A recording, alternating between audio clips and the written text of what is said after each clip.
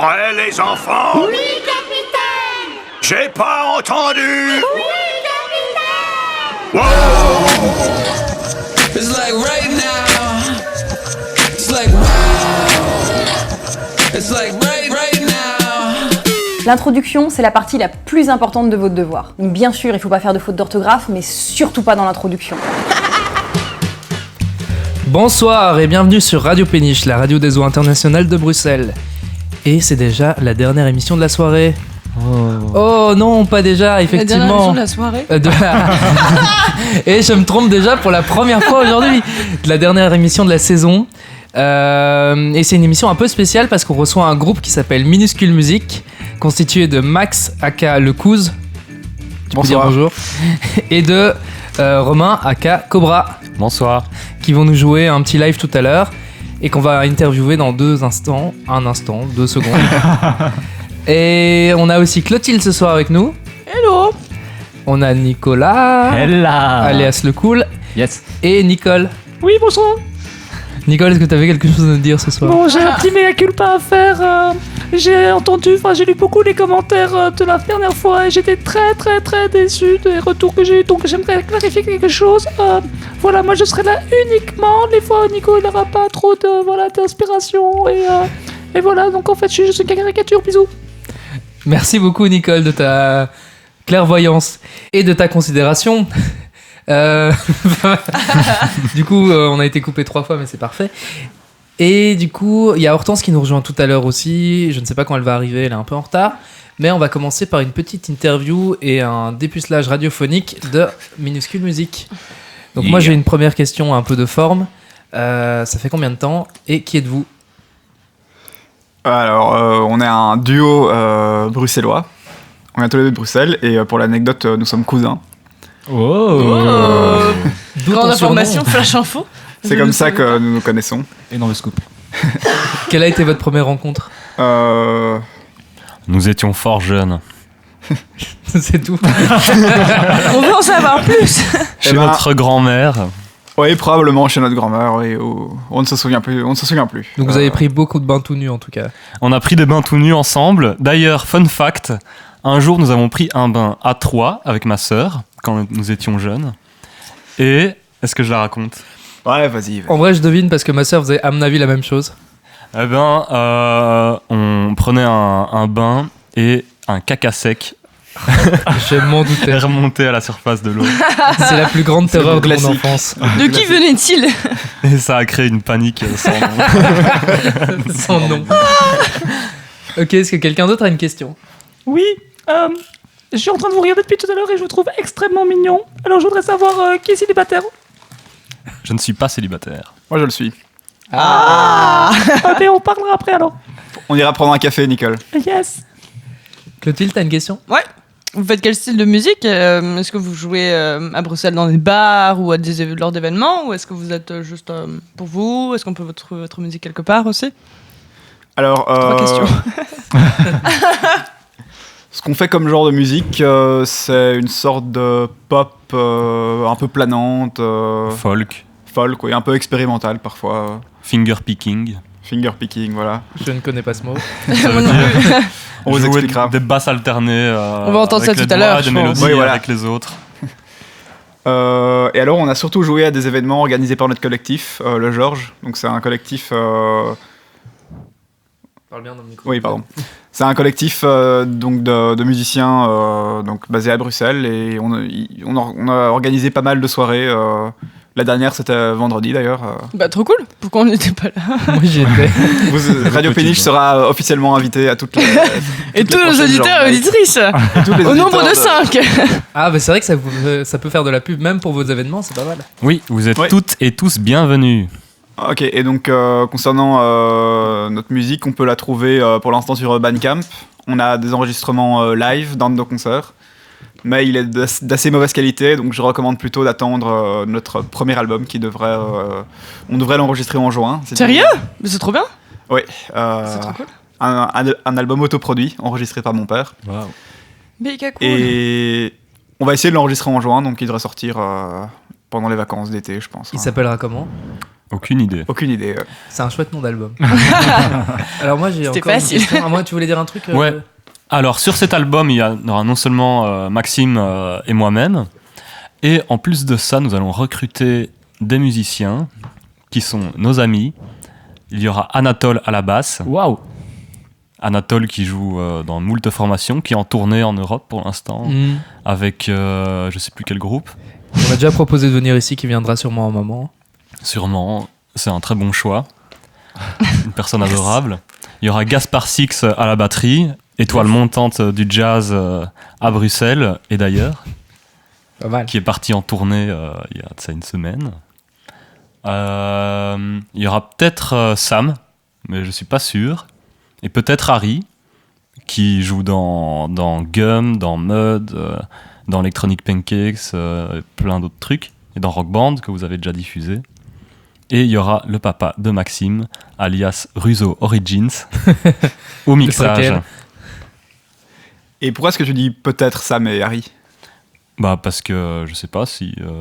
je sais pas.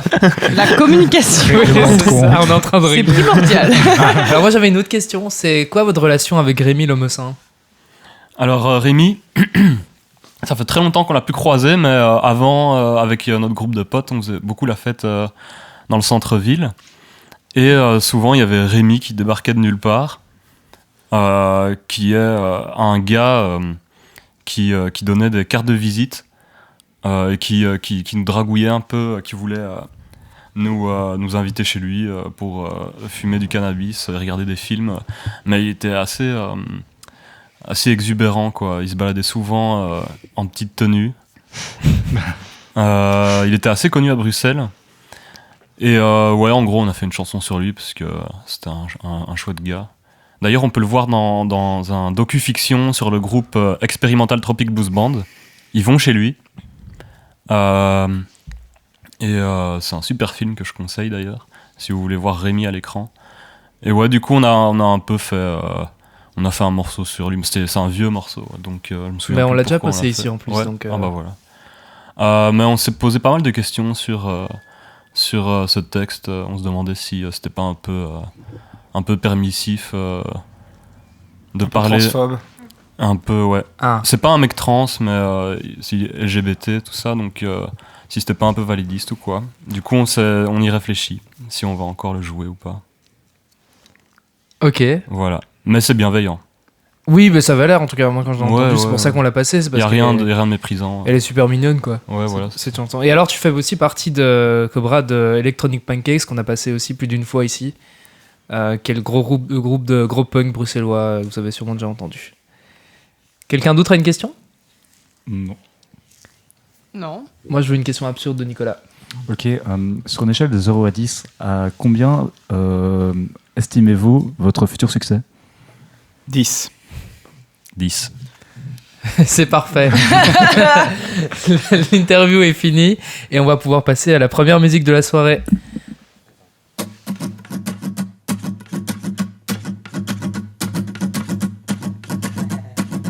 One, two, three, four.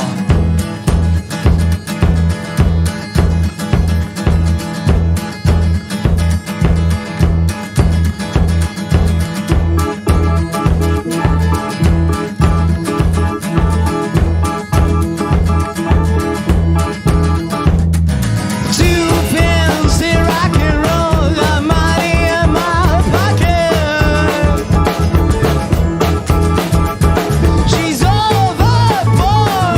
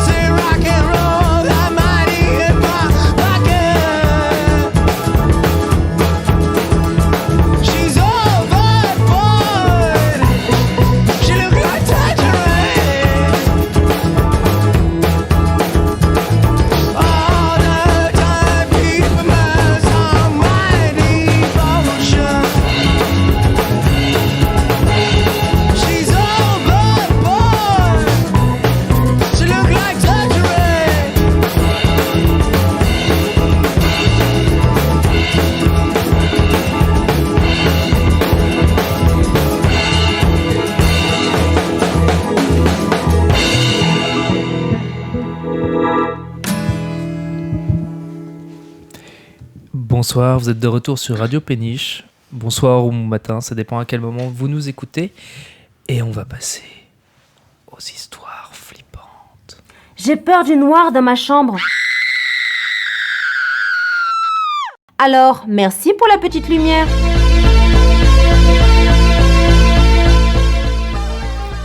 Alors moi je vais commencer par une histoire qui m'a été racontée par Antoine qui était là à la première émission. C'est une histoire qui est arrivée à une amie de sa belle-mère en fait, qui se baladait en fait dans le Canada, enfin elle est canadienne, et ils avaient décidé de faire un trip avec une amie à elle, de traverser le Canada d'est en ouest, donc du Québec jusqu'à Vancouver. Et elles étaient deux, elles avaient la vingtaine, et ça se passe dans les années 70. Et donc en fait elles sont en Ontario, près de la frontière de l'Alberta je crois, et elles sont en pleine cambrousse. Et le jour commence à tomber. Elles ont repéré qu'il y avait un bled un peu peuplé sur la carte, et elles se disent qu'elles peuvent passer la nuit là-bas parce qu'elles se sentent pas trop de passer la nuit en rase campagne, surtout que c'est un endroit où il n'y a pas la moindre lumière non naturelle, donc quand la nuit tombe quoi. Elles n'ont pas beaucoup de temps. Et donc elles décident de faire un peu de stop, et elles tombent sur une voiture assez facilement, elles ont un sacré coup de peau. Et c'est un gars qui a la trentaine, donc qui est pas beaucoup plus âgé qu'elle, qui les prend en stop, et il a une espèce de van qui a juste des portes ouvrables à l'avant, donc on est obligé d'abaisser les sièges pour passer à l'arrière. Et elle se met à l'avant, son ami passe derrière. Et bon, il démarre... Et le gars est assez sympathique, enfin il est plutôt normal, il parle que anglais, mais comme elles sont québécoises, elles savent aussi parler relativement bien anglais, et ils se comprennent plutôt bien. Il papote un peu. Et l'ami de la belle-mère d'Antoine, on va lui trouver un nom parce que sinon ça va être insupportable de la décrire comme ça, on va l'appeler Christine. Christine se rend compte que le type arrête pas de mater sa pote dans le rétro. Genre de manière un peu lourde quoi, et je crois que lui-même s'en rend pas vraiment compte qu'il est en train de la regarder, mais c'est quand même un peu... vous êtes deux meufs d'une vingtaine d'années perdues au milieu de nulle part, et vous tombez sur un gars qui vous mate un peu lourdement, c'est jamais très rassurant. Et du coup, elle leur raconte un peu leur trajet, elles disent qu'elles vont dans tel bled et qu'elles espèrent y passer la nuit. Et lui à un moment leur dit oui mais non, vous allez pas aller là, c'est nul, moi j'habite pas loin, si vous voulez vous pouvez dormir chez moi et tout. Et c'est un truc que quand t'es un mec ou que t'as proposé spontanément de faire, ça va, mais quand t'es une femme, il y a toujours le risque, il y a toujours un peu cette peur qui reste, et donc elle décide de refuser. Mais elles finissent par se rendre compte que le trajet est vraiment long. Plus long que prévu en vérité, et ils sont toujours en race campagne, il n'y a pas du tout la présence d'une ville non loin, il y a vraiment aucune trace de quoi que ce soit. Et elle commence à se demander s'il n'est pas en train de prendre un détour en fait. La nuit est tombée depuis un certain temps, il fait vraiment sombre. Et à un moment, en fait, peu de temps après qu'elles aient refusé de dormir chez lui, le gars dit plus rien. Mais il continue de mater sa pote de manière un peu effrayante, quoi. En plus, il roule assez lentement, mais après, elles se disent que c'est une région où il y a beaucoup de gros cervidés, de gros gibiers. Donc, c'est quoi cervidés ? C'est genre cerf. Et là, c'est des orignaux, je ne sais pas comment dire au pluriel, qui traînent pas mal dans la région. Elles en ont croisé plein jusqu'à présent, donc elles se disent que c'est peut-être pas le plus bizarre, mais elles finissent par se dire qu'il y a quand même quelque chose d'assez louche. Et elles ont convenu d'un code entre elles. Et à un moment, elles se regardent dans le rétro l'une l'autre et elles font un clin d'œil spécial qui leur permet de comprendre qu'elles toutes les deux se trouvent dans une situation de danger en fait. Celle de devant, donc Christine, tout d'un coup, elle met sa main sur le frein à main, pac, elle le ramène et elle sort de la bagnole. Heureusement, c'est elle qui avait les gros sacs avec elle de voyage parce que l'arrière de la voiture était plutôt encombré. Elle ramène le siège en arrière en sortant. Parce que le mec, en même temps, il est un peu surpris, il commence à freiner. Et surtout, le frein à main a été activé. Et son ami, je ne sais pas exactement comment fonctionne une voiture, est-ce que ça sent ? Il brode. Et son ami sort en même temps qu'elle, et elle court. Et le gars, elle essaie un peu en plan dans sa voiture, comme ça. Et en fait, elles sont sur une espèce de route qui à flanc de falaise. Et d'un côté qui descend, il y a une... Enfin, c'est pas vraiment une falaise, mais ça descend vers une plaine. Et du côté où ça monte, mais c'est une pente assez sévère, c'est la forêt. C'est une grosse forêt de conifères assez touffue. Et elles décident d'aller se planquer dans la forêt. Donc elles courent. Elles sont dans le noir complet parce qu'elles ont des lampes frontales dans leur sac à dos, mais elles n'ont pas le temps de le sortir. Et elles sont prises par l'adrénaline, elles courent pendant un certain temps. Elles font pas une distance incroyable parce que c'est méga en pente, mais elles finissent par assez s'éloigner de la voiture. Elles se font fouetter par les branches d'arbres, évidemment, et boum, elles se cachent au milieu des sapins. Et boum, elles sont cachées. Et boum, elles sont cachées. Et elles regardent de loin et elles voient que les phares de la voiture sont toujours allumés et que la voiture ne bouge pas.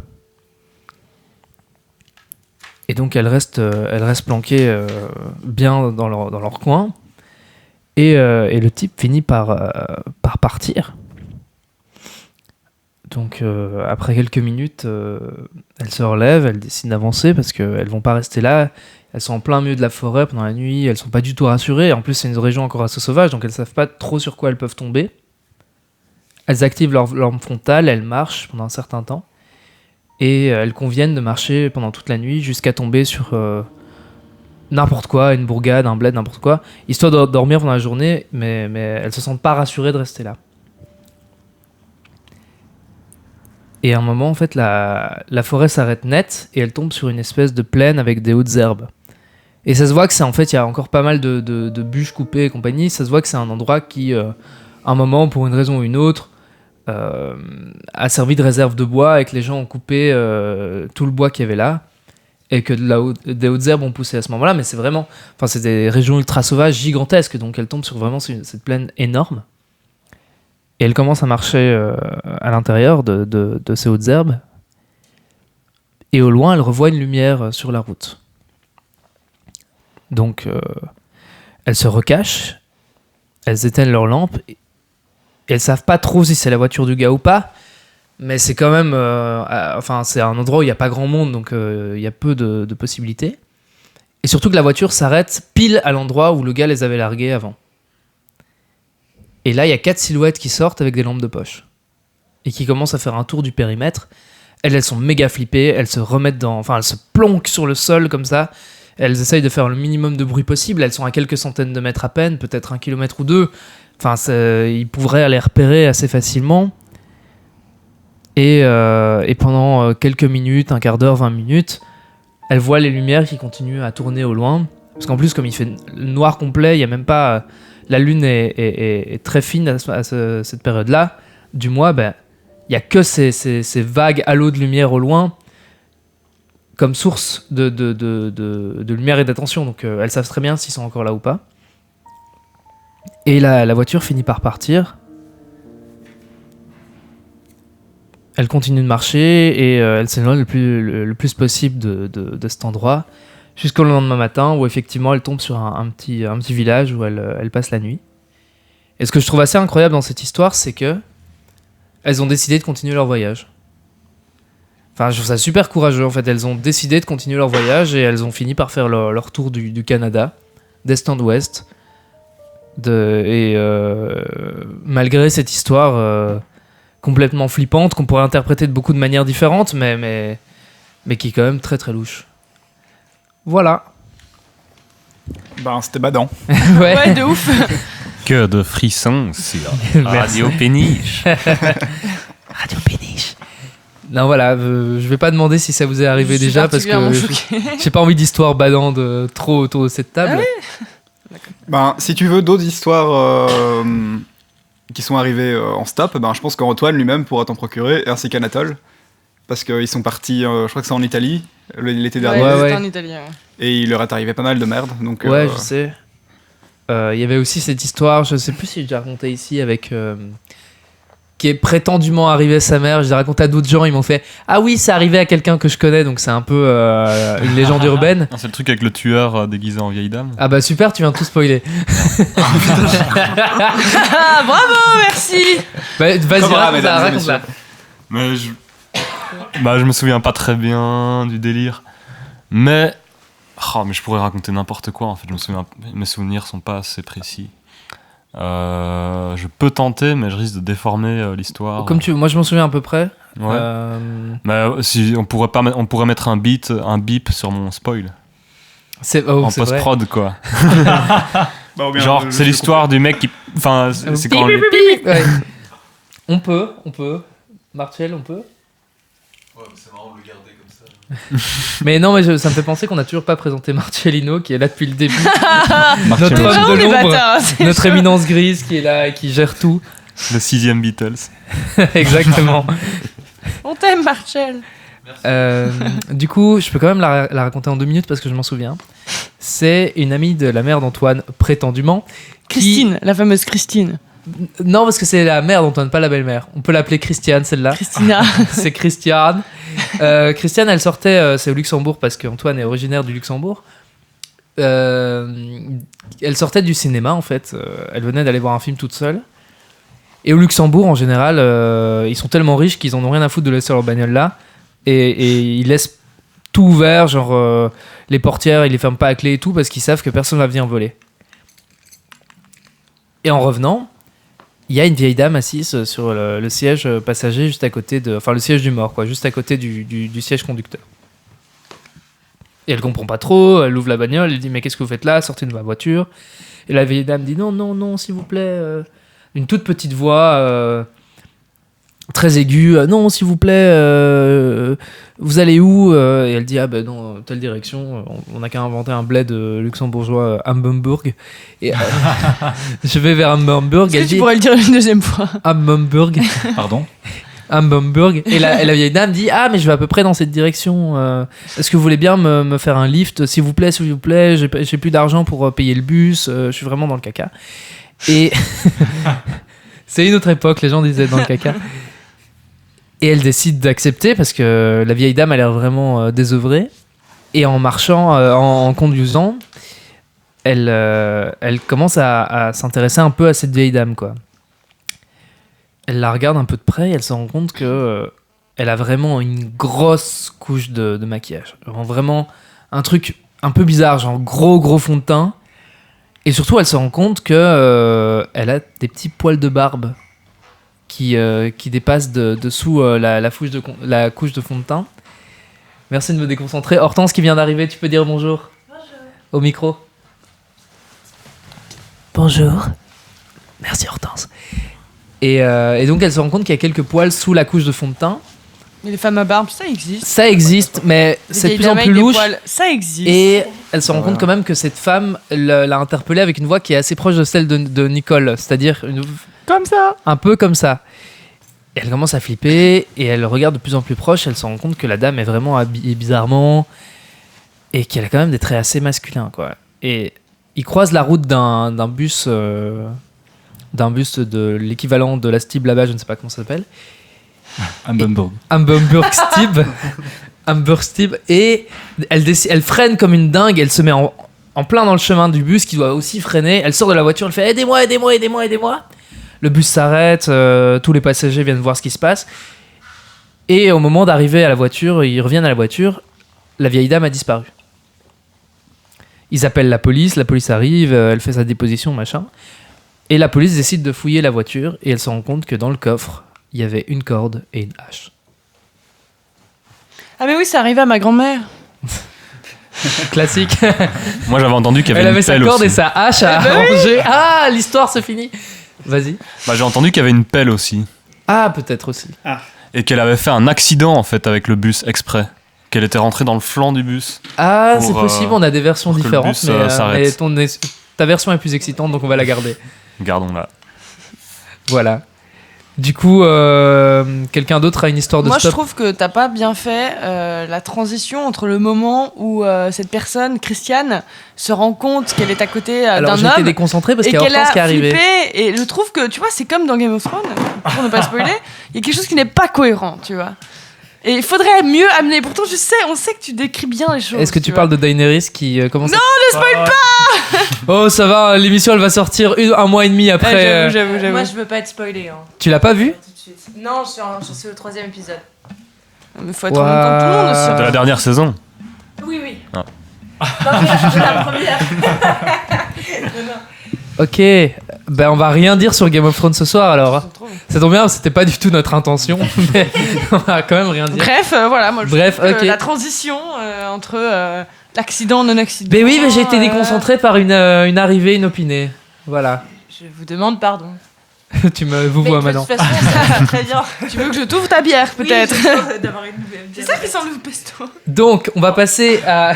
Nico, t'avais un truc à dire? Ouais, on s'égare. On s'égare un tout petit peu. On va passer à une histoire d'un contributeur anonyme qui m'a raconté une histoire qu'on a enregistrée par téléphone, mais qui, pour une raison ou une autre, a décidé de rester mystérieux. Donc tout a commencé il y a... Ça va faire une dizaine d'années maintenant, je pense. Non, un peu moins, ça va faire 8 ans. J'y vais à cette époque dans un immeuble qui était composé de 4 appartements. Et c'était les 4 appartements qui appartenaient à mon beau-père. Et j'étais le seul locataire en ce moment. Donc je vivais au premier étage et les 3 autres étages étaient totalement vides. Et à cette époque, mon beau-père voulait acheter une maison dans le sud de la France. Et du coup, ils sont allés à la recherche de maison avec ma mère. Et du coup, j'ai dû rester plusieurs semaines, voire presque un mois tout seul dans cette maison. Enfin, du coup, dans cet appartement. Et il y avait la particularité d'y avoir souvent des bruits étranges qui provenaient des étages supérieurs, genre des gros coups sur le sol, ou même des fois des grincements, comme si quelqu'un était en train de déménager, de déplacer des meubles, mais ça arrivait en pleine nuit, et en plus comme j'étais seul, enfin même ça arrivait en journée, ça n'avait aucun sens. Et du coup, fatalement, je pensais être parano, je pensais que c'était juste... Enfin, là, quand j'en parlais à mes potes, on me disait que c'était des rats ou des souris ou ce genre de choses, mais plusieurs fois, c'est arrivé qu'il y ait ces bruits étranges, alors que j'avais des amis qui étaient invités à la maison, et vite, ils ont changé d'avis, ils ont arrêté de dire que c'était des souris, parce que les bruits étaient beaucoup trop violents et beaucoup trop lourds pour que ce soit un quelconque animal qui puisse produire ce genre de son. Et plusieurs fois, j'étais avec des amis peu courageux, donc on n'a jamais allé oser vérifier la source des sons. Jusqu'à un jour, j'étais avec un ami un peu plus téméraire qui a voulu aller monter à l'étage pendant que les bruits avaient lieu. C'était en pleine journée en plus, du coup ça aidait à donner du courage. Et en attendant, à ce moment-là, c'était pas des grincements, c'était vraiment des coups sur le sol. Du coup, on est monté, et en montant, il y avait absolument rien, mais littéralement rien du tout dans l'appart. L'appart était complètement vide, et il y avait... Vraiment, on a un peu observé, il y avait rien, toutes les fenêtres étaient fermées, on voit vraiment pas ce qui pouvait produire ces sons. Et du coup, on a continué notre vie, on a un peu oublié ça. Une fois, mon petit frère est passé à la maison, parce qu'il faut savoir que mon petit frère vivait pas dans le même appart que moi, il était venu pour me chercher, sauf que j'étais pas là, et il est resté quelques heures. Et il a aussi entendu ces sons, et il a eu tellement peur qu'il a dû appeler un ami pour que son ami vienne le chercher. Du coup, c'est vraiment des sons que je suis pas le seul à avoir entendus. Et un jour, je crois que c'était en début de soirée, vers 18-19h, mais on était en été, du coup il faisait encore assez jour. Et j'entends des bruits dans l'escalier. Et du coup là, je commence à me dire, tiens, c'est la première fois que j'entendais des bruits dans l'escalier, et c'est vraiment des bruits de quelqu'un qui montait. Du coup j'ai été regardé par la serrure de mon appartement, et j'ai vu qu'il y avait une dame qui avait l'air asiatique, qui devait avoir plus d'une 60aine d'années, qui montait avec 2 sacs de courses, et qui montait vers les étages supérieurs. Et du coup, après cette histoire, le lendemain, j'ai appelé mon beau-père en lui demandant s'il avait laissé les clés d'un des appartements à un de ses amis ou quoi, et il m'a dit que non, il y avait vraiment personne dans cet appartement, et jusqu'à aujourd'hui, on n'a aucune idée de qui était cet asiatique, parce que je l'ai jamais entendu descendre, j'ai jamais rien entendu, et on n'a jamais entendu parler de quiconque qui pouvait vivre dans ces appartements, et qui aurait pu squatter ou quoi, parce que l'entrée, il faut une clé pour la première porte d'entrée, il fallait une deuxième clé pour une autre porte qui donne vers la cage d'escalier, donc quelqu'un qui n'a pas les clés ne pouvait absolument pas pénétrer dans... Et jusqu'à aujourd'hui, on n'a jamais su qui était cette dame, et ce qui est assez étonnant, c'est que pour accéder à la cage d'escalier, il y a 2 portes à ouvrir, il y a une première grande porte verte en métal, et ensuite il y a une deuxième porte pour accéder vraiment à la cage d'escalier, et du coup, sans les clés, non, il n'y a absolument pas moyen de pénétrer dans cette cage d'escalier, et du coup, c'est vraiment un mystère, on n'a aucune idée de comment cette personne a pu rentrer là, et... Enfin, moi, je reste persuadé que ça devait être en partie mon imagination, mais je l'ai vraiment clairement distingué dans cet escalier, et voilà, ça reste un mystère. Donc voilà, c'était l'histoire de Monsieur Anonyme. Et je crois que... Enfin, est-ce que quelqu'un a quelque chose à dire par rapport à ça? Partager une expérience? J'étais censé dire l'anecdote. Ouais. Fun fact, je connais cette personne. Non. Et oui, c'est même... Incroyable. Alors qu'on a modifié sa voix. Et oui, c'est un ou une amie proche. Je tairai son nom. Et il se trouve... Je ne dirai rien. Et il se trouve qu'il m'a apporté des Il ou détails. elle, Il ou elle, par merde. Tu peux dire IL. Cette personne. Il se trouve que Yel m'a fourni des anecdotes supplémentaires quant à sa frousse vis-à-vis des bruits qu'il y avait au-dessus de son appart. Et en fait, parfois, Yel dormait dans le salon parce que c'était du côté de la rue. Comme ça, si jamais Yel se fait agresser par un fantôme ou un esprit malveillant, eh ben, cette personne pouvait sauter par la fenêtre du côté rue pour s'enfuir. Alors, continuer à vivre là si t'as tellement peur, quoi. C'est vraiment anxiogène quand même. La thune, quoi. C'est la mère qui paye le loyer, vu que c'était chez sa mère. Voilà, quoi. Ah, c'était chez sa maman. Ouais, mais sa maman était jamais là. Elle était tout le temps dans le sud de la France avec son beau-père, qui était le propriétaire des lieux. Comme ça, tu m'étonnes. Et toi, t'aurais accepté de vivre là? Bah, justement, j'ai vécu là-bas. Waouh, on savait pas du tout. Il a posé vraiment une bonne question, Léo. Ah bah j'ai eu de la chance. J'ai squatté le canapé pendant un mois. Bah j'ai squatté le canapé. Et t'as entendu les bruits? J'étais entre deux déménagements et je n'ai rien entendu. Ah ouais? Dans mes souvenirs, non. Peut-être avant que j'emménage, j'ai peut-être entendu des bruits, mais là, sur ce mois-ci, il n'y avait plus rien. Peut-être le fantôme était peut-être en vacances, on sait pas. Bah ouais, en plus c'était pendant l'été. Parfait. Non mais il y avait un charmant petit château écossais à hanter, donc il s'est dit bon. C'était quoi ces bruits? C'était genre Mais des trucs des qui bruits claquent sourds. ou juste C'était des bruits sourds. Non, comme je décrivais, c'est des gros bruits, c'est pas... Comme des meubles qui tapent le sol. Ouais, c'est ça, c'est pas rien du tout, quoi. Il y avait personne à l'étage alors? Bah non. Personne. C'est affreux.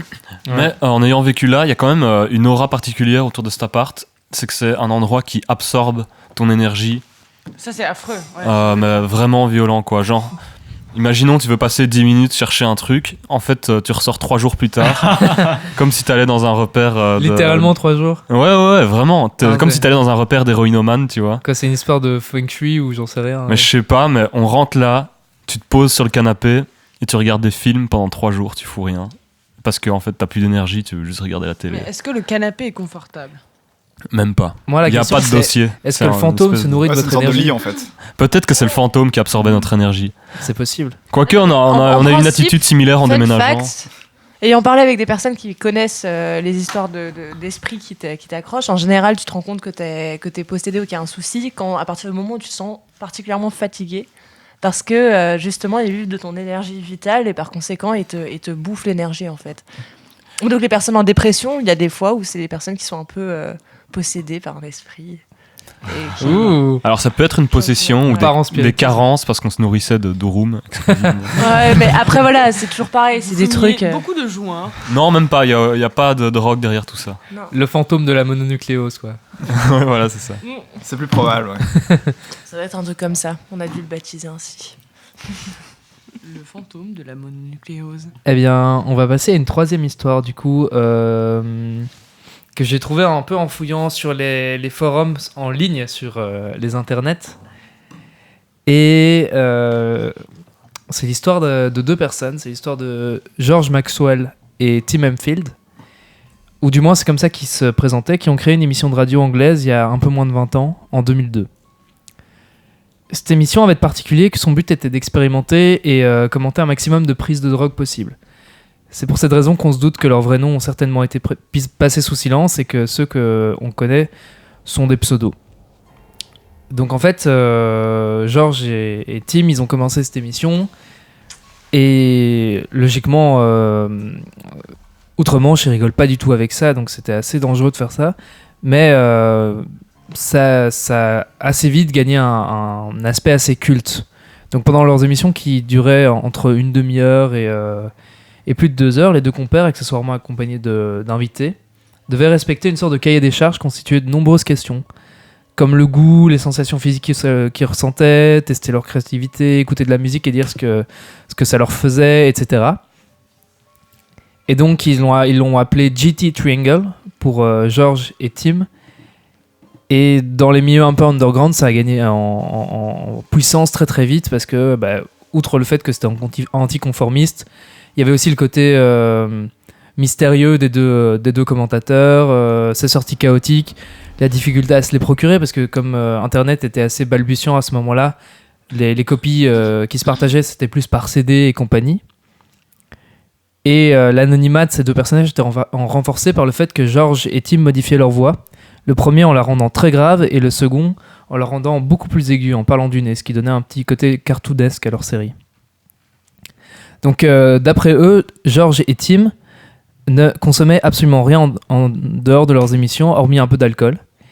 Et de leur propre aveu, l'impulsion principale qui les a poussés dans cette aventure, c'était la frustration d'avoir été trop sages, entre guillemets, et qu'ils désiraient faire d'autres expériences. Donc, comme je disais, ça a eu un succès incroyable. On en faisait des compiles, des t-shirts et même des mugs, mais le succès n'a jamais traversé les frontières de l'île et atteint le grand public. Et d'après mes sources, ils ont sorti environ 18 émissions dans lesquelles ils ont essayé au moins le cannabis, champignons hallucinogènes et hilarants, l'ecstasy, cocaïne, MDMA, peyote, je sais pas comment le dire, LSD, kétamine et ainsi de suite, en commençant par ce qu'ils pouvaient se procurer facilement. Et donc un jour, à leur 18e émission, George et Tim ont annoncé qu'ils avaient été contactés, on ne sait comment et on ne sait pas par qui, pour tester un nouveau type de stupéfiant, qu'ils nommaient triptyque. Ils disaient hésiter grandement car les effets en étaient très particuliers. Et finalement, à leur 19e émission, ils ont déclaré avoir accepté, tous les deux, et ont expliqué de quoi il s'agissait précisément. C'est une grosse pilule blanche sans réelles caractéristiques visuelles particulières, au goût absolument dégueulasse, et après absorption de laquelle, ils ont ressenti des chauds et froids et un mal de crâne qui a duré plusieurs jours, ainsi que des pleurs incontrôlables et un sang beaucoup plus fluide que d'habitude. Par exemple, George s'est apparemment coupé en voulant se cuisiner quelque chose et il avait dû attendre tellement longtemps pour commencer à cicatriser qu'il a failli aller aux urgences. Donc au départ, ils ont vraiment cru qu'on avait tenté de les assassiner parce que les effets que je viens de décrire sont assez proches de ceux de la mort au rat. Mais compte tenu de la puissance de cette pilule, ils ont compris par après que c'était un mal nécessaire. Et encore, ils n'étaient pas au bout de leur peine parce que... Pourquoi, me demanderez-vous ? Pourquoi Léo ? Eh bien, parce que d'après les deux commentateurs, donc George et Tim, il s'agit d'un type de composé chimique qui fait effet littéralement toute la vie. Donc ça s'accroche, je connais pas exactement comment ça fonctionne, mais ça s'accroche aux neurotransmetteurs et ça ne part jamais. En fait, je vais préciser, de manière générale, on ne sent rien. C'est pas le fait de l'avoir pris ne te met pas dans un trip continu, mais c'est en fonction de ton alimentation que les effets peuvent varier du tout au tout. Donc ça demande une phase de plusieurs jours, voire plusieurs semaines pour comprendre ce qu'on peut avaler et ce qu'on peut pas, à moins de se retrouver à triper n'importe où et n'importe quand. Dans un premier temps, ils ont donc enregistré 3 émissions durant lesquelles ils testaient toutes sortes d'aliments et ils ont classé les résultats. Bien que chaque individu soit différemment impacté par triptyque, ils pouvaient quand même observer des récurrences. Par exemple, les aliments à base de noix les rendaient complètement hyperactifs, les avocats créaient un état de transe proche de certains champignons hallucinogènes, et ainsi de suite. Ce qui est assez terrifiant dans cette histoire, c'est que les effets de triptyque sont complètement imprévisibles. Ça dépend pas simplement de la teneur en sucre ou en sel, de l'acidité ou quoi que ce soit, et à première vue, c'était du hasard total. Selon sa chance, on peut vivre une petite vie tranquille, une petite vie rangée en évitant certains ingrédients précis, ou se retrouver ultra sensible à quelque chose d'aussi commun que du gluten ou du lactose. Donc c'est vraiment du pif total, quoi. Donc George et Tim ont catalogué des centaines d'aliments différents, mais parmi tous les effets possibles, quelque chose d'étrange revenait très souvent, c'est qu'il leur arrivait souvent de voir leurs parents, ou d'autres personnes très proches d'eux, vivantes comme décédées pendant les crises les plus violentes. Ça leur laissait toujours un goût un peu bizarre dans la bouche, un mélange d'étonnement et de culpabilité.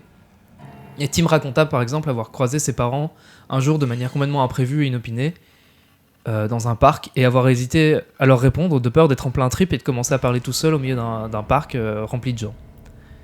Mais hormis cet effet très étrange, ils apprirent à leurs auditeurs que le triptyque serait bientôt mis en vente, bon, illégalement bien sûr, à un prix qui pourrait sembler rédhibitoire, mais qui pouvait se comprendre vu les effets ad vitam aeternam de la pilule. Donc ils ont sorti ces 3 émissions en moins de 2 semaines, ce qui était exceptionnellement rapide vu leur fréquence de diffusion habituelle. Et ensuite ils se sont enfin penchés sur une question que certains d'entre vous se posent peut-être déjà. Donc à votre avis, quelles questions se sont-ils posées à ce moment-là ? C'est quoi ce bordel ? Plus précisément ? Bah non, mais s'ils reprennent encore plus de drogue.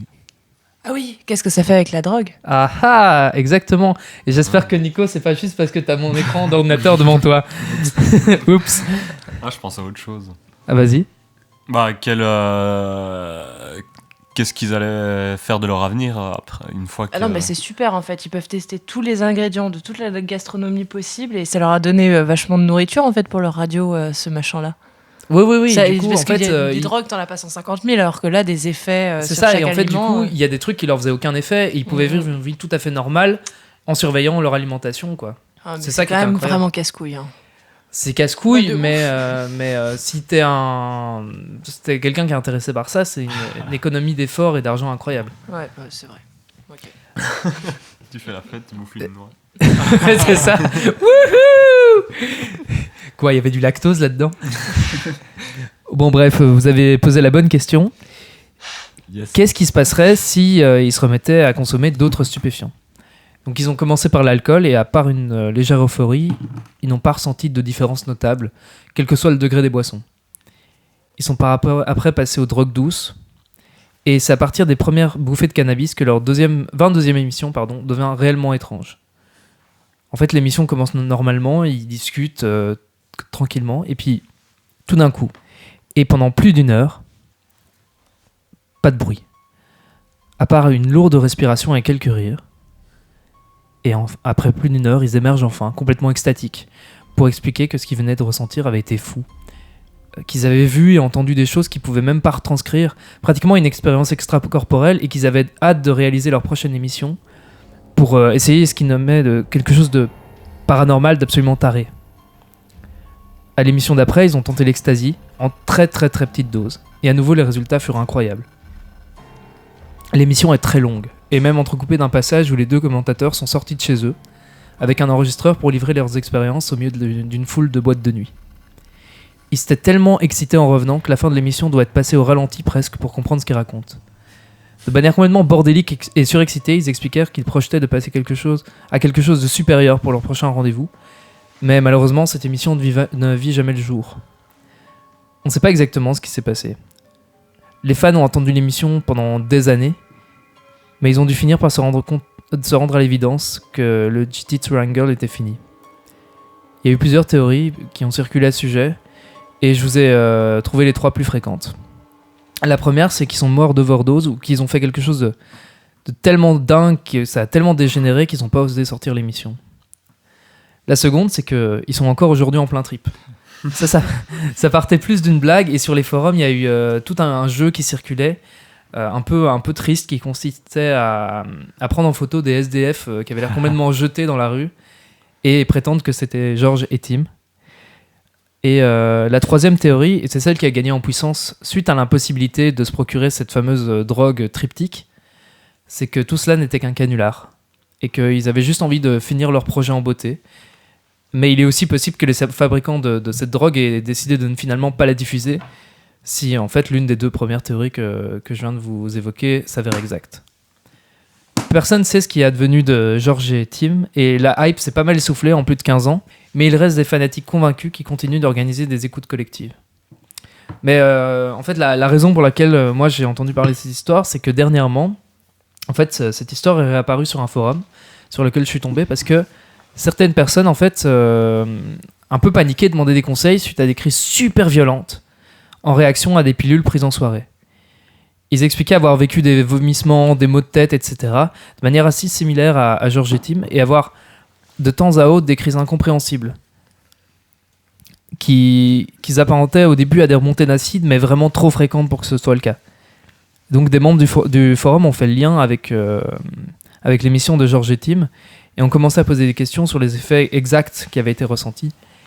Et entre autres choses, les personnes concernées ont affirmé avoir vu leurs parents se tenir là, debout, dans leur chambre, leur salon, quel que soit l'endroit où il faisait ses crises, et les observer, un regard désapprobateur figé sur le visage. Voilà, Est-ce que c'est une vraie histoire? bien sûr. J'ai trouvé sur un forum. Du coup, c'est vrai, quoi. Ouais, du coup, c'est vrai. Tout ce qui est dit sur Internet a Internet est vrai. C'est incroyable. Bah ouais. C'est incroyablement bien réfléchi comme histoire.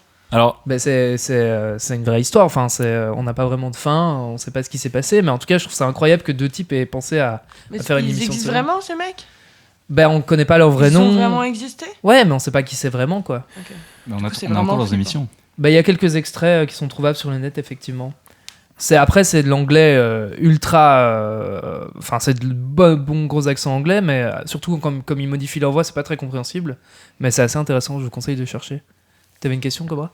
est-ce qu'on a une morale à tirer de cette histoire? Mais C'est je vrai, sais pas, parce que la morale a l'air un peu naze, c'est prenez pas d'alcool, de drogue, les enfants. Mais j'ai pas envie de dire à la radio que la drogue ça peut être chouette, donc on va continuer, on va rester sur cette morale de prenez pas de drogue, les enfants, c'est pas bien. Ok. Est-il sa Pierre-Homme? Oui, merde. Quelqu'un a une autre réaction Je suis tout à fait perturbée par cette histoire. Ok. Eh ben, je crois qu'on a fini nos histoires un peu flippantes et qu'on va pouvoir passer au live de Minuscule Musique. Yeah. Ouais! Trop bien. Et donc on va passer avec le live. Quel est votre premier morceau? Alors, c'est un morceau qui s'appelle Autogestion en terre du milieu. Ce que nous n'avons pas dit pendant l'interview, c'est qu'on est tous les deux des grands fans du Seigneur des Anneaux. Et donc, on s'est inspiré de l'œuvre de Tolkien pour faire une chanson de gros gauchistes, en gros. Merci beaucoup. Alors, il faut aussi savoir que moi je suis étudiant en bande dessinée et que j'ai fait justement une BD qui s'appelle Autogestion en terre du milieu. Et donc ça parle la chanson est en rapport avec ça, plus ou moins, je dirais. Ouais. Donc en fait, c'est un personnage qui va dans la comté, c'est-à-dire la patrie. La mère patrie. C'est un mot de droite. Le pays des hobbits. Le pays des hobbits, et qui en fait c'est une société autogérée. Et est-ce que tu as un site internet ou quoi que ce soit, on pourrait trouver tes œuvres? Absolument pas.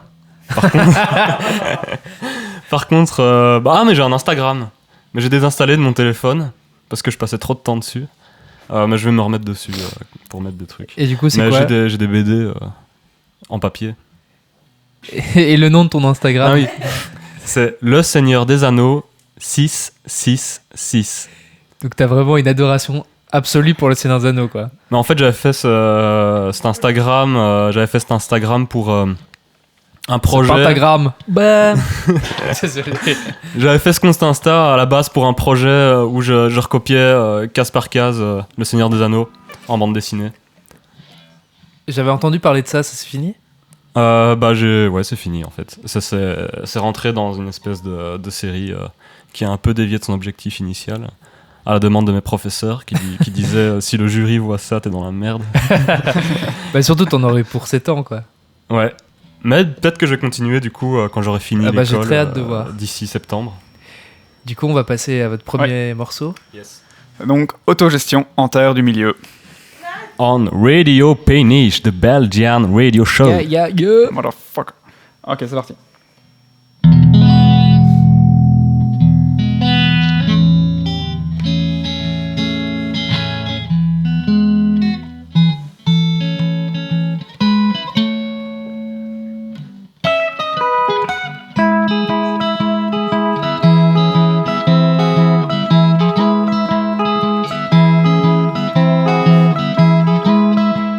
Prolétaire de la terre du milieu, fais donc tomber la tête de ton roi. Demande ses bons conseils à Gandalf. C'est un gentil magicien.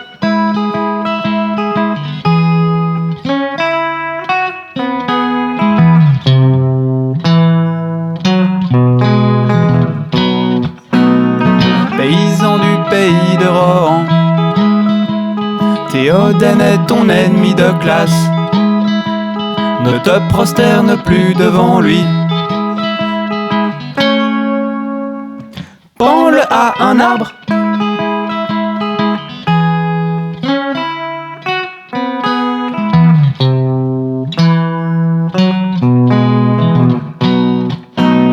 Citoyens du royaume de Gondor, qu'importe Aragorn ou Denethor, il n'y a guère de souverain légitime. Déclarons le salut commun.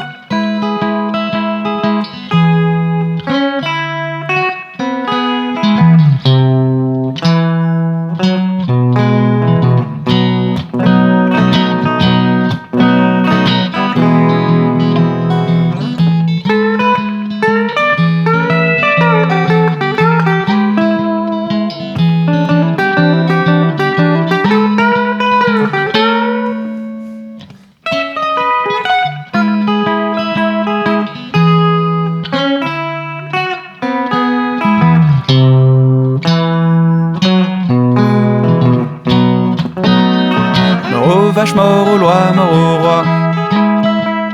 Mort aux vaches, mort aux lois, mort au roi. Mort aux vaches, mort aux lois, mort au roi.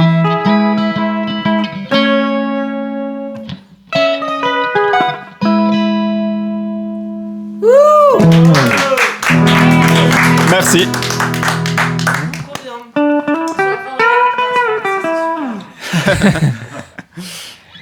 Eh bien, du coup, on va passer au deuxième morceau qui s'appelle. Alors, le deuxième morceau s'appelle I Think I'm Gonna Go. Alors, ça parle aussi du Seigneur des Anneaux, mais de façon un peu plus feutrée. Alors, en fait, il y a un. Moi, je suis très content. Il y a un aspect du Seigneur des Anneaux qui nous plaît beaucoup et qui n'est pas très. Enfin, c'est pas ce à quoi on pense quand on pense au Seigneur des Anneaux. C'est que, ça parle du fait de quitter son chez-soi et de partir pour l'inconnu, et de toute la nostalgie que ça dégage. Voilà, c'est un peu ça qui... c'est quelque chose qui nous plaît beaucoup dans le Seigneur des Anneaux. C'est toute cette ambiance... Voilà, c'est ça, exactement. L'oiseau ou le hobbit qui quitte le nid. Voilà. Donc, wow, voilà. Ils sont très forts. Est-ce que ça parle un peu de Gollum du coup ou pas du tout? Non, pas du tout. Il faut se dire qu'on est du point de vue de Frodon pour cette chanson. Frodon qui est donc le héros du Seigneur des Anneaux. Attention, spoiler. Donc c'est une chanson en anglais. Ce sera la seule chanson en anglais de ce set. De 2 morceaux. L'autre était en français. Non, on va faire Rémi aussi. Donc, Ah oui, bah. Ah, on en fait 3, ok. Bah oui, vu qu'on a parlé de faire Rémi, on se dit qu'on va faire Rémi après. Quoi. Ouais, mais on l'a pas répété. On l'a pas, ouais. Bref. Voilà, donc. Parfait. Allons-y. Ok, t'es prêt? Ouais. 1, 2, 3,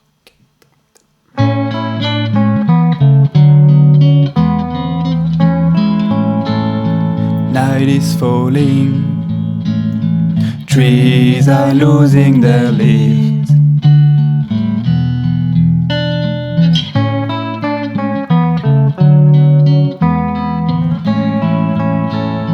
Smoke is rising, far away to the east.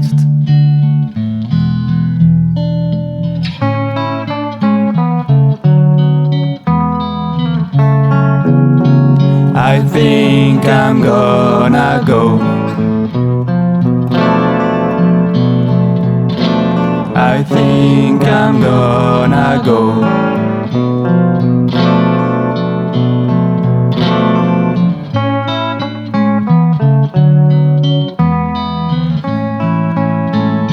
Ships are sailing far across the big sea.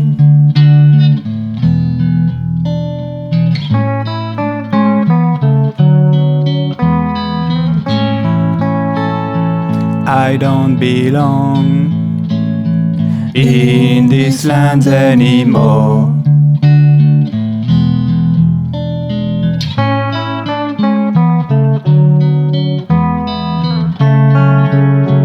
I think I'm gonna go. I think I'm gonna go.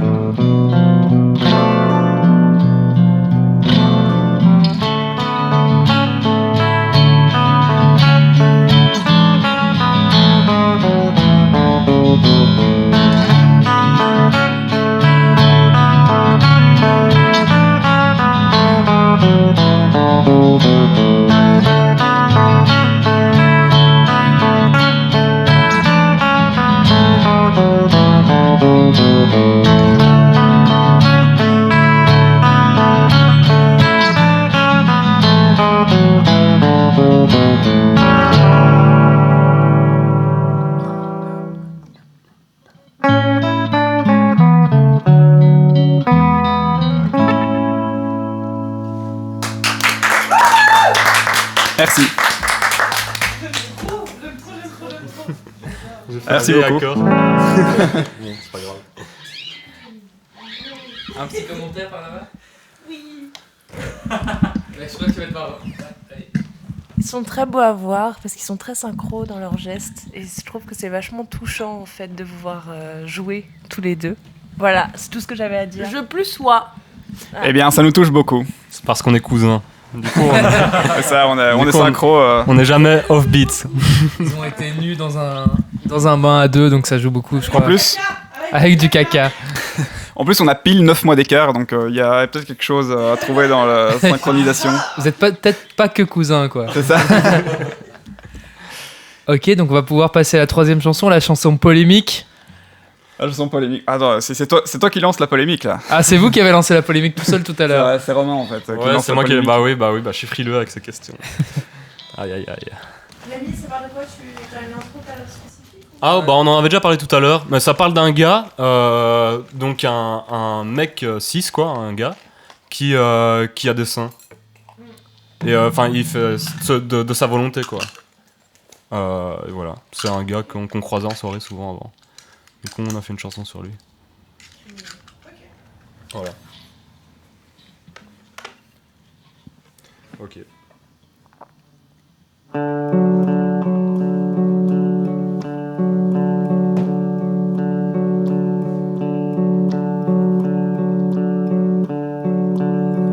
Rémi, t'as une paire de seins.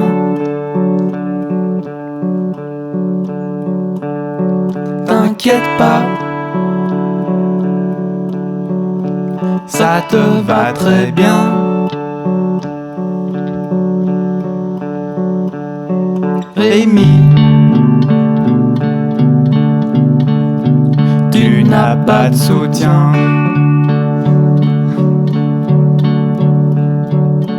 T'inquiète pas,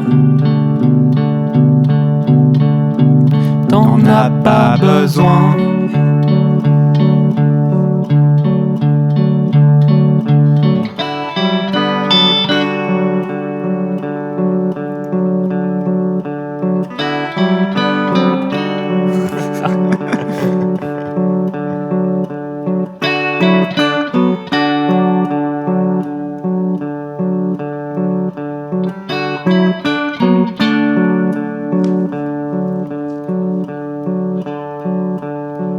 Rémi, t'as une paire de seins.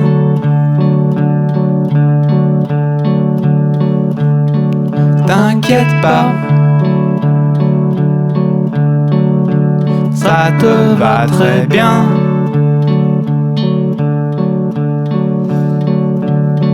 Rémi, l'homme au sein.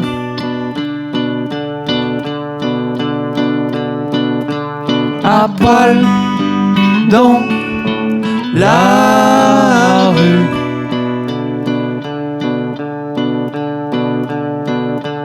Un plus mot dans le cul.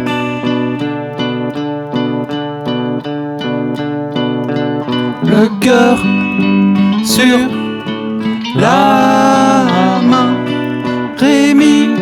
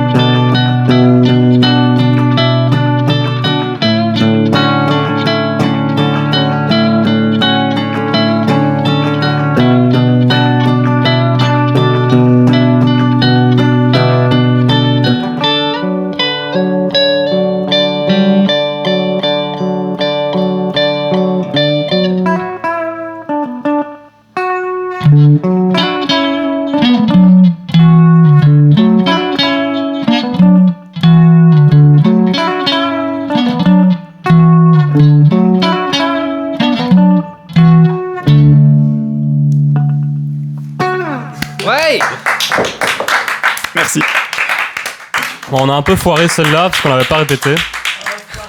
Ouais. C'est un grand mot.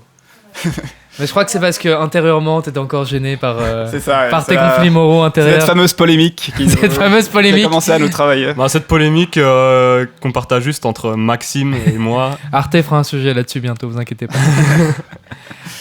Et bien sur cette jolie chanson, on va passer aux histoires érotiques. Allez. Sexy. Sexy. Sexy. Sexy. Sexy.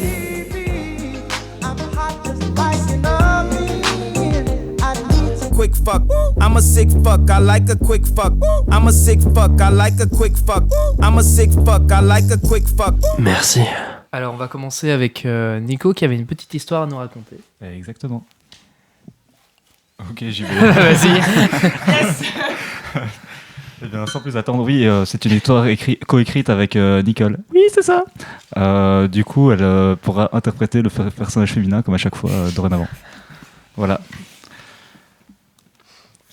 Tout commença dans un bar. Elle, c'était Alizée. Lui, il s'appelait Léopold. Elle n'y allait jamais. Il y allait tous les soirs. Elle ne connaissait personne. Il connaissait tout le monde. Elle attirait tous les regards. Il était plutôt banal. Elle, on l'entendait à peine.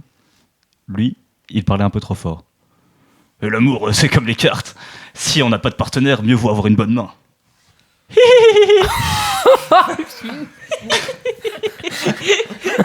bonfrie. Il a porté des chaussures raides. J'ai très hâte d'entendre la suite de cette histoire. Elle ne savait pas pourquoi, mais sa manière de raconter les histoires la faisait rire. Ce petit rire titilla notre Léo. Oh mon Dieu, elle est vraiment trop bonne. Faut que j'aille lui parler. Peu farouche, il allait l'aborder. Tu sais ce qu'on dit, femme qui rit. Très intimidée par cette approche pour le moins directe, Alizée ne sut que répondre. Elle baissa les yeux, se sentant rougir. Cela n'échappa pas à Léopold, qui enchaîna. C'est la première fois que tu viens ici ? Oui. Et ça va, tu kiffes ? Oui. C'est quoi que t'aimes bien ici ? La musique ? Oui. La déco ? Oui. Moi ? Oui. Et tu comptes revenir ? Non. Ah bon, ben, du coup, il faut qu'on conclue ce soir, quoi. Oui. C'est à ce moment-là qu'il comprit qu'il faisait face à une Madame Oui-Non, ce genre de personne ayant tellement peu de conversation qu'elle ne répondait que par oui ou que par non. Il lui faudrait donc abréger un maximum la conversation et aller droit au but. Bon, et on fait ça où ? Ici ? Non. Dans les chiottes ? Non. Chez toi ? Non, merci. Dans ma bagnole ? Non. Sur le terrain de vague d'à côté ? Non. Au Cinoche ? Non. Bon, c'est dans ton cul, quoi. insupportable. Laisse-le finir. Merci de couper mon histoire. Dans ton cul, quoi. Oui. Quoi ? Ni une ni deux. Il l'a pris par le bras et l'emmena chez lui, sans qu'elle ait le temps de réfléchir à quoi que ce soit, et encore moins de prononcer le moindre nom. Une fois chez lui, il lui proposa un verre. Non, répondit-elle simplement. Oh non, ça ne va pas recommencer, laissa-t-il échapper tout haut. Elle lui sourit. Pour ça, il faudrait que ça ait déjà commencé. Il resta bouche bée. Quoi, elle s'est donc prononcée plus de 2 mots d'affilée ? Eh ben oui, dans la vie, je suis peut-être timide, mais au lit, je suis une vraie tigresse. C'est elle qui prenait les choses en main désormais, à commencer par la ceinture de notre Léo. Quelle déboucle là. Ça va Léo? Est-ce que tu te sens directement impliqué dans l'histoire? Mais absolument pas visé, non. C'est un nom très commun. Elle baissa ensuite son pantalon et remonta ses mains tout doucement vers son entrejambe, déjà durcie depuis un bon moment. « C'est ça que tu veux, hein ?» lui susurra-t-elle en penchant sa tête vers son membre turgescent. Elle le regarda dans les yeux et lui dit « Mais tu n'auras rien, ça t'apprendra à parler comme ça aux femmes !» Sur ce, elle se leva et partit, le laissant en plan. Ce soir-là, Léopold et Alizée n'eurent d'autre choix que de se masturber, chacun dans leur coin. Ouais! Il aime bien en fait. C'est bien fait pour sa gueule. Ouais, ça a l'air d'être un sale type, hein. Ouais, Léo. Ouais, je me demande de qui s'est inspiré, tiens. Non, t'es adorable. Pourquoi tu me vises moi? Enfin, il y a plein d'autres Léo, hein. Votre cher roi Léopold? Exactement, je pense qu'elle qui est un parle. sacré vicelard. Voilà, Léopold III là. Léopold III Léopold II. Léopold III aussi, ouais. Je voulais pas dire. né, Léopold III. Oui, il n'y a pas eu Léopold. Bref, Léopold II, ouais, c'est pas cool ce qu'il fait. Je pense... En fait, il y a une bière qui s'appelle la Léopold III. J'ai fait un horrible. C'est la Léopold 7, non? Léopold 7, Il clairement. y a la Léopold III aussi. Merde. Pourquoi j'ai un 3 en tête? Petite enfance. Cette famille finira sur l'échafaud, de toute façon. Avant la naissance de Léopold III. Grâce à Gandalf, le gentil magicien. Exactement. Et ben du coup, après cette histoire avec une morale finalement assez chouette, positive, nous allons passer à l'histoire de Clo-Clo. Ouais, absolument. C'est très très court. Et je l'ai choisie parce que, en fait, elle est méga mal écrite. Et du coup, elle est plutôt rigolote, à mon humble avis. Elle est écrite par qui ? Elle est écrite par l'Arménien écrit. Sur un site qui s'appelle wattpad.com. Cette histoire érotique, c'est un chapitre 1, le chapitre 1er. Nous continuerons certainement à lire les chapitres lors des émissions prochaines, la saison prochaine. Elle est donc intitulée La rencontre. La rencontre entre qui ? Eh bien, vous allez le savoir tout de suite. Je me permettrai de le lire à l'aide d'une deuxième voix, qui sera le C. Et il y a également des parenthèses que nous lirons également, sûrement en disant entre parenthèses, parce que ça rajoute beaucoup à l'histoire et à la beauté de l'écriture de cet individu, l'Arménien. Bref, sans plus attendre, nous allons commencer. C'est par un bel après-midi que Cyprien se baladait dans les rues de Paris pour prendre l'air. Et c'est alors qu'il aperçut à un croisement de rue Monsieur le Président Emmanuel Macron en train de fumer une petite clope. Lorsque Cyprien passa devant lui, il se dit « Mais c'est pas le président en train de fumer une clope, là ?» C'est alors qu'il passait devant notre cher, ou pas, président que Monsieur Macron lui demanda « Et attends, frère, c'est pas toi le mec drôle premier du YouTube français ?»« Si, c'est bien moi. » répondit Cyprien alors que Manu le fixait avec consistance. « Cool, on se fait un petit selfie s'il te plaît, quoi, c'est pour mes enfants. » Nota bene, Emmanuel Macron, c'est pour moi en fait. Ok, pas de problème. Ils firent leur selfie tranquillement, et c'est alors qu'Emmanuel dit « tu pourrais venir un de ces quatre à l'Élysée parce que Brigitte, elle me fait la gueule, faux prétexte que Cyprien... » Entre parenthèses, faux prétexte pour que Cyprien vienne. Tu pourrais peut-être lui remonter le moral. C'est parce que j'ai oublié son anniv. Mais c'est que... Emmanuel Macron l'interrompit. Bon, tiens, au cas où ça, c'est mon nume, le vrai, l'unique. 06 45 82 93 12. Entre parenthèses, il n'existe pas, j'ai vérifié. T'as pensé à tout. Il est trop mignon. D'accord, je vais voir ce que je peux faire, monsieur le président. Oh, et appelle-moi Manu, s'il te plaît. S'il te plaît, quoi. C'est tellement mal écrit. Cyprien enregistra le numéro avant de partir et jeta un petit au revoir en se retournant. Il était troublé par ce qu'il venait de se passer. Il décida de se changer les idées en allant voir Lucas à Webedio. À suivre, 3 petits points. Quoi ? C'est déjà fini. Je vous ai dit que c'était méga court. Alors, il n'y a pas eu de scène de sexe avec Macron. Pas encore. C'est moi, je me sens un peu trahi parce que j'avais dit plus d'histoires sur Macron. En plus, elle est méga nulle. Mais c'est pas fini parce qu'il y a un commentaire. De Arthur, 17 525, il y a un jour. Wesh poto, c'est trop bien. Tu peux en faire des autres STP, je te kiffe. C'est lui-même qui a dû se faire. Et l'Arménien écrit j'espère que ça vous aura plu. Voilà, merci beaucoup. Je me joins à Arthur pour ouais, Wesh apprécier poto, vas-y quoi. Wesh poto, on attend la suite avec impatience. De ouf. En plus, on a une belle photo d'Emmanuel Macron au milieu. Ouais. Alors, il a pas du tout l'air d'un psychopathe. C'est clair qu'il est à son avantage. Ah, il a un fun fact. J'ai un fun fact. Fun fact. C'est toi l'Arménien. Non. Par contre, il existe une selfie avec Cyprien et Macron qui circule. Parce qu'il y a Emmanuel Macron, à l'époque de François Hollande, quand Emmanuel était ministre, il est allé à la dédicace de la bande dessinée de Cyprien. sa bande dessinée qui s'appelle Moi, Super Robot, je sais pas quoi. Ouais. Ah oui, j'ai. Non. Georges le robot ou un truc Je comme sais ça. pas. Salut enfin, je sais pas Cyprien, dire. on te salue si tu nous Ouais, ça- écoutes. C'était nul apparemment. Mais en gros, Ah ouais, bon du coup, il y a Cyprien qui a posté sur son Facebook ou son je sais pas quoi, sur les réseaux, ouais, trop fier de poser avec Manu, le ministre. Ouais, mais après, Cyprien, il doit pas s'étonner qu'il y ait des fantasmes qui se créent comme ça. Enfin, il les alimente de lui-même, quoi. Bah, c'est un pur produit macronien, quoi. Roger et ses humains. C'est ça, ouais. Oui, voilà, c'est ça. c'est un Et truc comme ses ça. humains, quelque chose et ses humains. Roger et ses humains. Bah voilà, Roger. Je suis formelle. Alors, maintenant, on arrive au moment des clins d'œil avec Cobra. Parce que Hortense n'a pas d'histoire.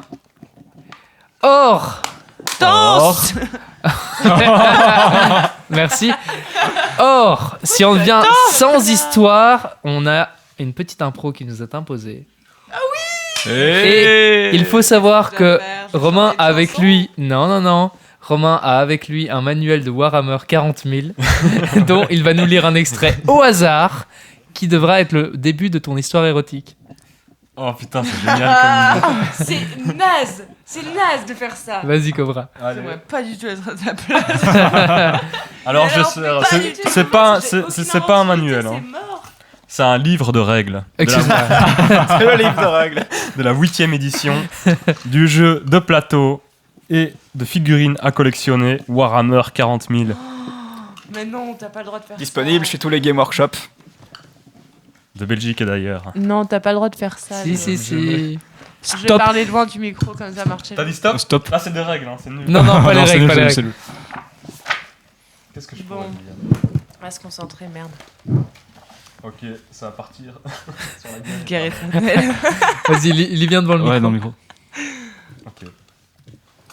Du coup, c'est chaud. Donc c'est le début de mon histoire, c'est ça, je dois Ouais, il poursuivre. te lit une Je ligne lis de quelques son lignes. manuel. C'est nul, tu m'as affiché là, c'est Bah, pas je cool. lis je lis une phrase, elle est très longue, donc ça va. J'ai pas mes lunettes. Et c'est écrit en tout petit. Bon bah voilà, on arrête. Non, ça va. Malgré la noirceur de ce tableau, l'Imperium était loin d'être vaincu. Si rien n'était perdu, c'est parce que les séides des dieux sombres se battaient entre eux à tout propos, poursuivant dans l'espace réel leur querelle perpétuelle du royaume du chaos. Oh là là. On t'attend, Hortense. Donc on a plusieurs personnages. On a les séides des... C'était quoi, des dieux maudits? Oh merde, mais j'ai perdu la Et il y avait l'Imperium. Et il y avait l'Imperium, les séides et les querelles du chaos. Je crois que t'as... J'ai rien compris quoi. J'ai rien compris. Tu peux faire un truc avec des tentacules, un peu Avec des SM. tentacules SM. La noirceur du chaos. Bah, il faut Dans la savoir. noirceur du chaos, Il y a ouais. une histoire d'Imperium à vaincre là. Ouais. Non, en fait, l'Imperium, c'est les gentils. Enfin, non, ils sont pas gentils, ils sont carrément fascistes, mais c'est en désespoir de cause. Mais si je peux t'aider. Merci pour le contexte. Si je peux t'aider, je vais te donner des indices. Non, mais c'est la noirceur de la Black Room, c'est une espèce de truc qui est en train de se passer dans une Black Room très sombre où deux personnes sont en train de faire l'amour et. Vas-y. Je sais pas, c'est assez violent. Il y a énormément de monde dans cette Black Room et c'est dur d'en sortir. On était à la Gay Pride hier, je peux vous dire que c'était très compliqué de se sortir de ces espaces clos. Et du coup, tu veux dire que Et du l'Imperium, coup, c'est le nom d'une boîte de nuit? L'Imperium, ça serait le nom d'une boîte de nuit. C'est crédible. Et alors, chaque personne sort complètement en sueur, déconnectée, et on a tous Pleine l'impression de d'avoir phéromones. fait complètement la guerre là-dedans. Voilà, c'est tout. C'est mon histoire nulle. Je m'arrête Merci là beaucoup parce que pour j'ai ton vraiment histoire aucune nulle. idée. Waouh! Merci d'avoir joué le jeu, c'était pas facile. Parce que autant on était tombé sur des orques en sueur en faisant l'exercice tout à l'heure par hasard, c'était déjà beaucoup plus propice, mais là Ouais. c'était compliqué. Ouais, des orques du futur. Ah oui, du futur, excuse-moi.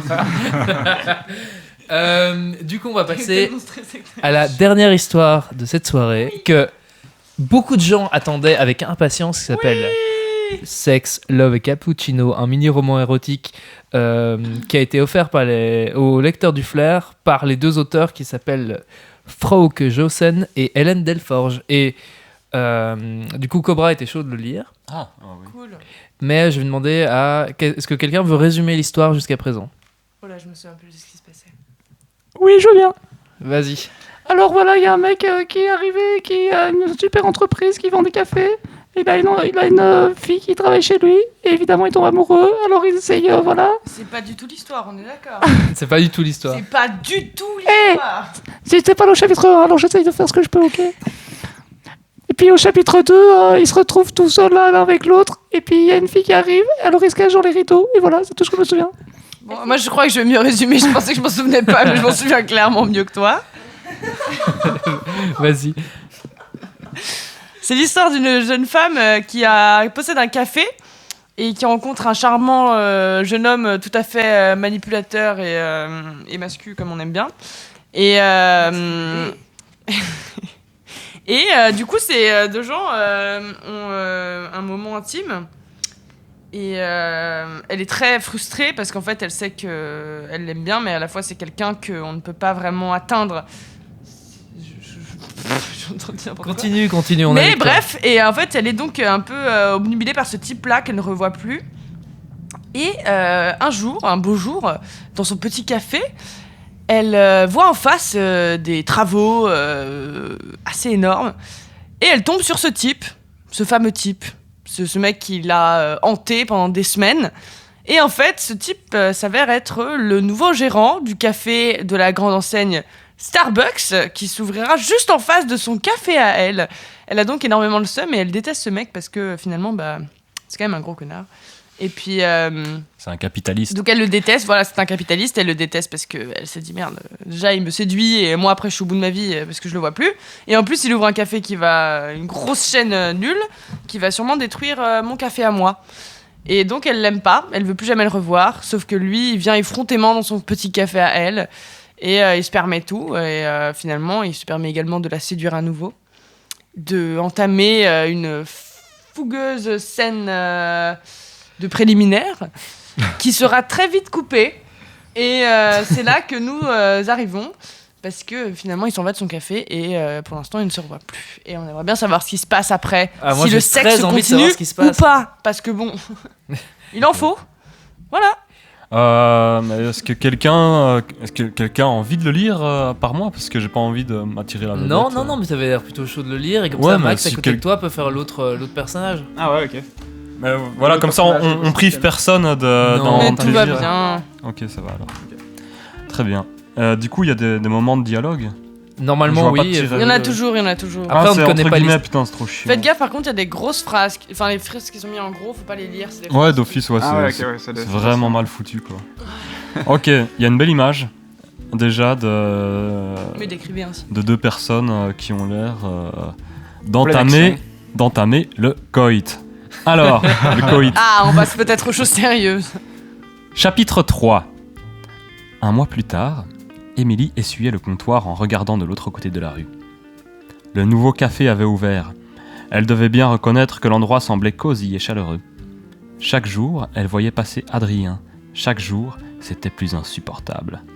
Elle ne dormait presque plus, avait perdu l'appétit, oubliait tout. Lui, par contre, semblait en pleine forme.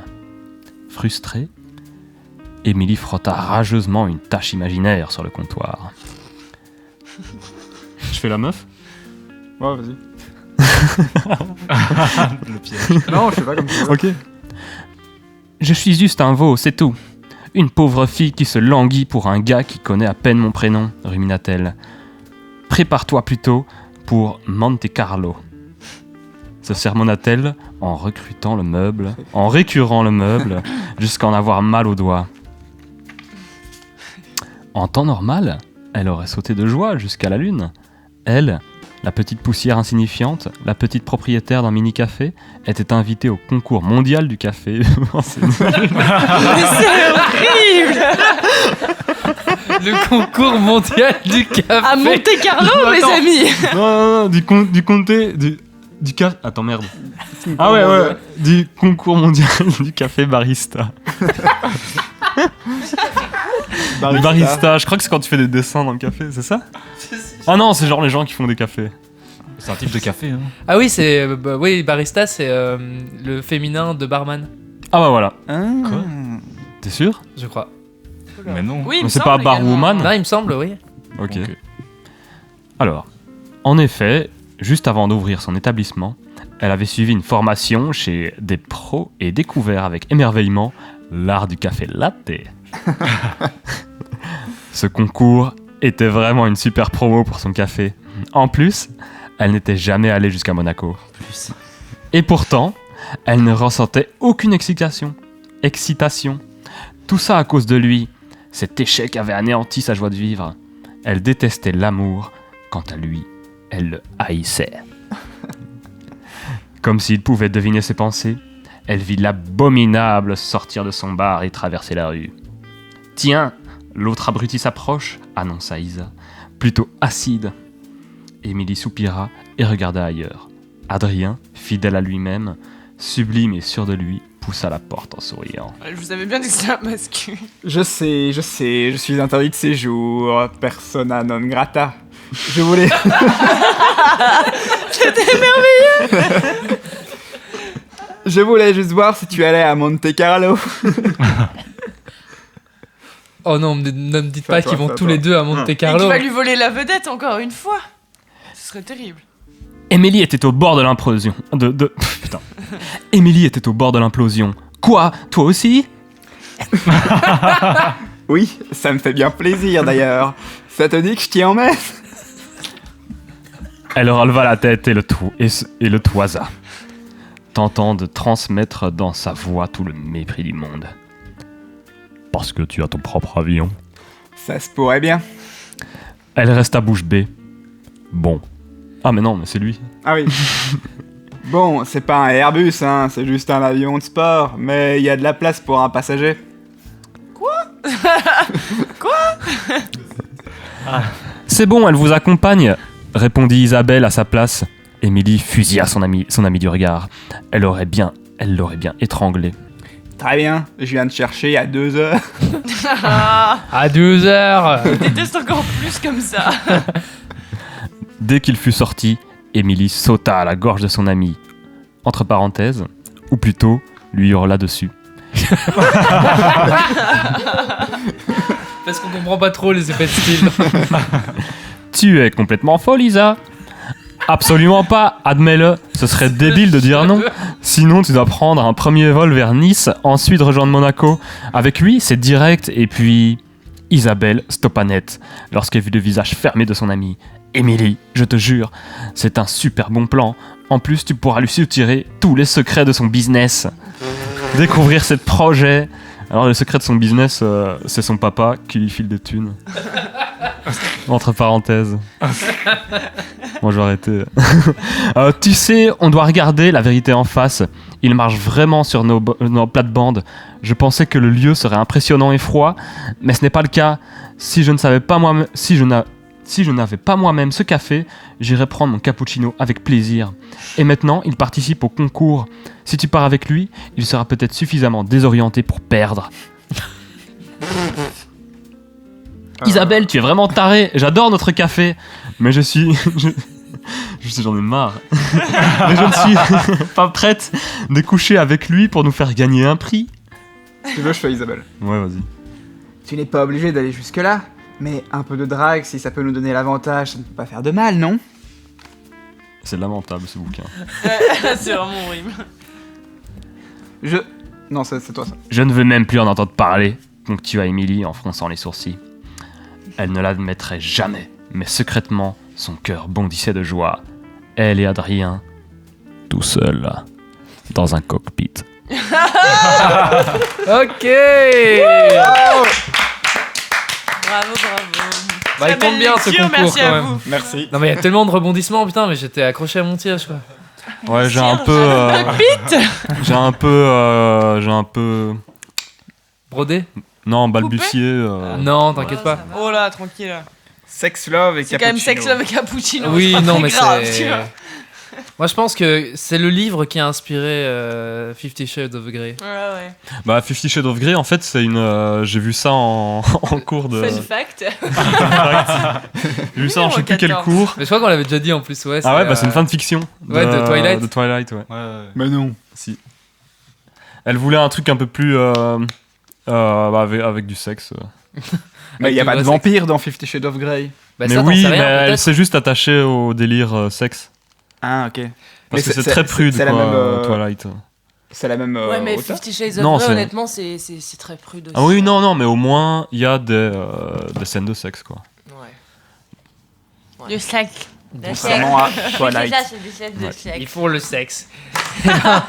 Sur ces belles paroles, on va finir. Ah oui, tu voulais dire un dernier truc, Max, sur l'Instagram Ah oui. de. Alors j'ai oublié de le préciser tout à l'heure, mais Minuscule Musique a un Instagram. C'est Minuscule Musique, en un mot. Ouais. Merci beaucoup. Ouais. Merci beaucoup de Minuscule d'avoir Musique joué qui était le devant nous sponsor ce de la soir. soirée. Très chouette Eh moment. ben, et c'est- nous vous invitons donc à les suivre sur les réseaux sociaux. Et nous à invitons écouter leur à, musique. à revenir à notre émission. J'espère que vous avez aimé. C'était un très bon moment. Et Oui, maman- j'ai adoré. Super. Oui. Et maintenant, ça va être le moment un peu émouvant parce que c'est le dernier épisode de la saison. Oh non, pas déjà maintenant tout Oh de suite. non, mais on se retrouve bientôt. Évidemment. Non. Il est temps de fermer la blâmatique. Oh non, pas tout de suite, carte mère.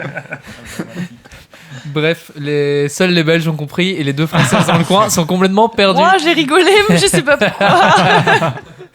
Ah, c'est un truc de. C'est pas la petite souris moche là Oui, c'est de la petite souris Blabla. moche. Ah, c'est ce truc-là. C'est blabla, Ah effectivement. non. Blabla. Avec clic la souris. Effectivement. Et raton le rat. Et Monsieur Virgule. Wilbur, disque dur. Wilbur, disque dur. Carte mère. Grand moment. Louis tout petit. Docteur Cartapus. Quoi, Il c'est qui n'existait celui-là pas lui. La pub. Si, Docteur Cartapus. Il présentait des jeux vidéo. Ah, juste. Bon, bref. En tout cas, au revoir Clotilde. Au revoir, Léo. Au revoir Hortense. Au revoir Léo. Au revoir Max, Au revoir Léo. alias le Couze. En fait, mon vrai surnom c'est Ruzo maintenant. Ah, c'est Ruzo. Au revoir Ruzo. Au revoir Léo. Au revoir Cobra. Au revoir Léo. Au revoir Nicole. Au revoir, Léo, Paul. Au revoir Nico. Yes. Au revoir moi. Au revoir Marcel. Au revoir Léo. Voilà, c'est fini. On vous aime. Au revoir Radio Péniche. Et on espère vous retrouver. Très bientôt, Très très bientôt. bientôt. C'était Radio Péniche.